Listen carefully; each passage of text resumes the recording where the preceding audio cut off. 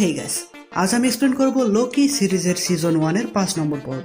তো এর আগে 4টি পর্ব ইতোমধ্যেই আমি এক্সপ্লেন করে দিয়েছি। যেই 4টি ভিডিও আপনারা এখনো না দেখে থাকলে ডেসক্রিপশন বক্সে দেওয়া লিংকে ক্লিক করে এখনই দেখে আসুন। তো চলুন আর বেশি কথা না বাড়িয়ে শুরু করা যাক আজকের এক্সপ্লেন ভিডিও। শুরু করার আগে আমি রিফাত আছি আপনাদের সাথে। স্বাগতম আমার চ্যানেলে বিএম দা এক্সপ্লেনার। আগের পর্বে আমরা দেখেছিলাম লোকি ও সিলভি অবশেষে টাইম কিপারদের কাছে পৌঁছে যায় এবং সিলভি তলোয়ার ছুঁড়ে একজন টাইম কিপারের মাথা কেটে ফেলে। কিন্তু কাটা মাথা দেখে তারা বুঝতে পারে টাইম কিপাররা আসলে অ্যান্ড্রয়েড রোবট মাত্র, টিভি এর আসল মালিক অন্য কেউ।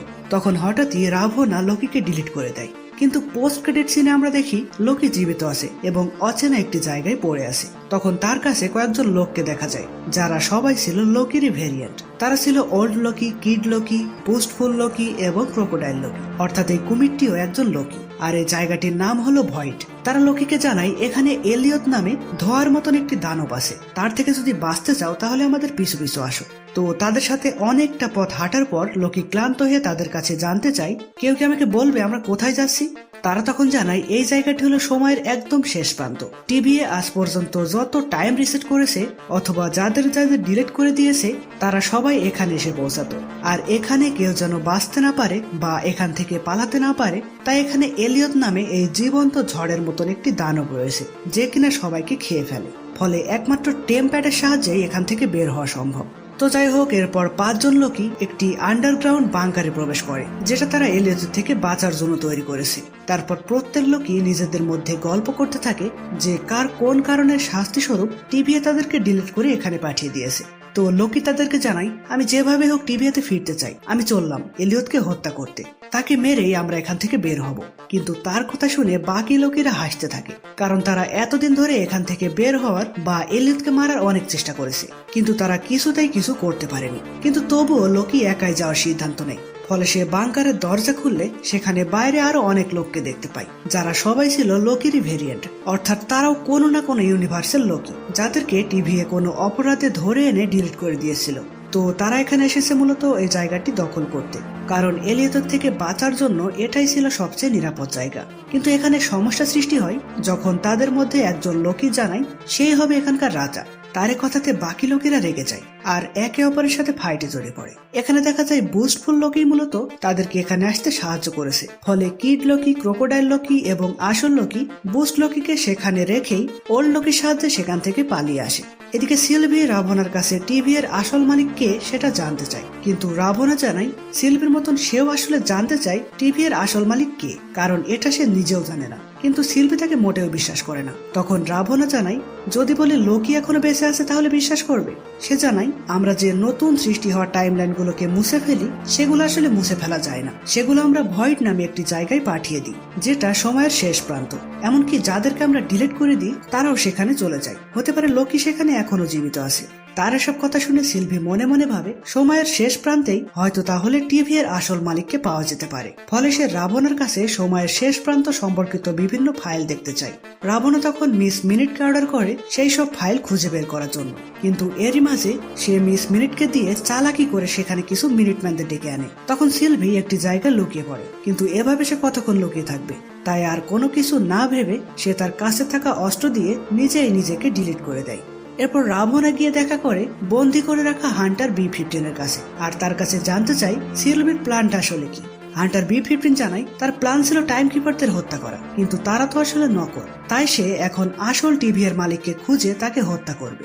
তার কথা শুনে রাভনা মিস মিনিটকে বলে টিভি এর তৈরির সময়কার ফাইলগুলো বের করতে, যাতে সে সিলভির আগেই টিভি এর আসল মালিককে খুঁজে বের করে তাকে সাবধান করে দিতে পারে যে সে আসলে বিপদে রয়েছে। এদিকে ডিলিট হয়ে যাওয়ার পর সিলভিও পৌঁছে যায় ভয়েড নামক জায়গাতে, আর সেখানে হঠাৎই এলিয়ট তার উপর আক্রমণ করে। সিলভি তখন তার থেকে পালানোর সময় কয়েক মুহূর্তের জন্য সে এলিয়টের ব্রেনে প্রবেশ করে ফেলে আর সেখানে সে একটি প্রাসাদ দেখতে পায়। ফলে তার মনে হতে থাকে টিভি এর মালিক হয়তো এই প্রাসাদে রয়েছে। তো পালাতে পালাতে সে দেখে দূর থেকে একটি গাড়ি তার দিকে আসছে। সে তখন গাড়িটিতে উঠে পড়ে আর আমরা লক্ষ্য করি গাড়ির ড্রাইভার হলো মোবিয়াস, কারণ আগের পর্বে আমরা ইতোমধ্যেই দেখেছিলাম মোবিয়াসকে রাভনার নির্দেশে ডিলিট করে দেওয়া হয়েছিল আর লোকের মতন সেও এই জায়গায় পৌঁছে গিয়েছে। এদিকে বাংকার থেকে পালিয়ে লোকিরা ভাবতে থাকে কিভাবে এলিয়টকে হত্যা করা যায়। তখনই তারা দূরে গাড়ির আওয়াজ শুনতে পায়। গাড়িটি তাদের কাছে আসলে গাড়ি থেকে নেমে আসে মোবিয়াস ও সিলভি। লোকি তো তাদেরকে এখানে দেখে অবাক হওয়ার পাশাপাশি খুব খুশি হয়। এরপর সে বাকি লোকিদের তাদের সাথে পরিচয় করিয়ে দেয় এবং সে বলে, আমরা প্ল্যান করছিলাম এলিয়টকে মেরে কিভাবে আমরা টিভিএতে ফিরে যেতে পারি। কিন্তু সিলভি জানায়, আমাদের টিভিএতে ফিরে যাওয়ার আর কোনো প্রয়োজন নেই, কারণ টিভিএর আসল মালিক ওই মেঘের মতন দানবের পিছনে লুকিয়ে আছে, যাকে ওই দানব পাহারা দিচ্ছে। আর মেঘের মতন কিছুকে মারা সম্ভব না, তাই আমি চাই তাকে বশ করে টিভিএর মালিকের কাছে পৌঁছাতে।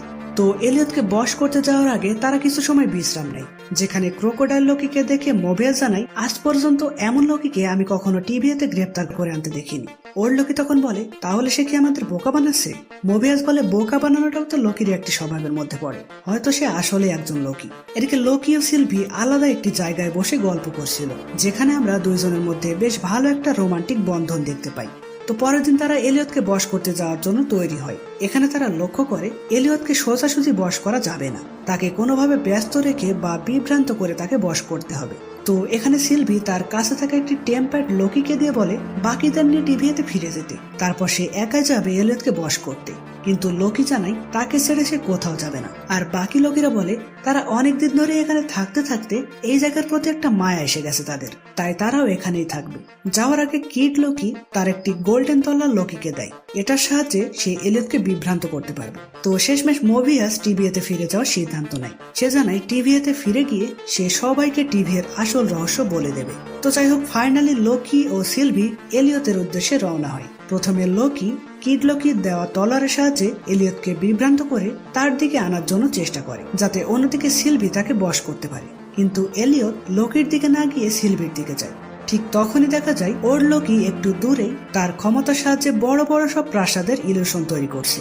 আর এলিয়ট সেটি খেয়াল করে সেগুলোকে আসল ভেবে সিলভিকে ছেড়ে সেগুলো গ্রাস করতে যায়। আর এই সুযোগে সিলভি লোকির হাতে হাত রেখে একসাথে এলিয়টকে বশ করার চেষ্টা করে। কিন্তু লোকির কাছে তো কাউকে বশ করার মতন কোনো ক্ষমতা ছিল না। তবুও সিলভি বলে, আমরা দুজনেই লোকি, চেষ্টা করলে তুমিও পারবে। এদিকে ওল্ড লোকের বানানো ইলিউশন এলিয়ট গ্রাস করতে থাকে, ফলে ওল্ড লোকির পাওয়ার কমে গিয়ে সে অনেক দুর্বল হয়ে পড়ে। তখন এলিয়ট ওল্ড লোকিকে খেয়ে ফেলে, অর্থাৎ সে মারা যায়। তারপর এলিয়ট এগিয়ে যায় লোকি ও সিলভির দিকে। তখন লোকি ও সিলভি অবশেষে তাদের দুজনের পাওয়ার একত্রিত করে এলিয়টকে বশ করতে সক্ষম হয়। ফলে মেঘ কেটে গিয়ে তার পিছনে থাকা সেই প্রাসাদটিকে তারা দেখতে পায়, আর তারা রওনা দেয় সেই প্রাসাদের দিকে। তো প্রাসাদের ভিতরে কি আসলে টিভির প্রকৃত মালিক রয়েছে? এইরকম প্রশ্ন রেখেই 5 নম্বর এপিসোডটি এখানেই শেষ হয়। তো গাইস, আজকের এপিসোডটি কেমন লাগলো কমেন্টে লিখে জানাবেন। আর পরবর্তী এপিসোডের কাহিনী খুব দ্রুতই জানতে অবশ্যই আমাদের চ্যানেলটি সাবস্ক্রাইব করে বেল আইকনে ক্লিক করে অল সিলেক্ট করে রাখবেন। তো দেখা হচ্ছে পরের ভিডিওতে। ততদিন পর্যন্ত ভালো থাকবেন, সুস্থ থাকবেন। বাই।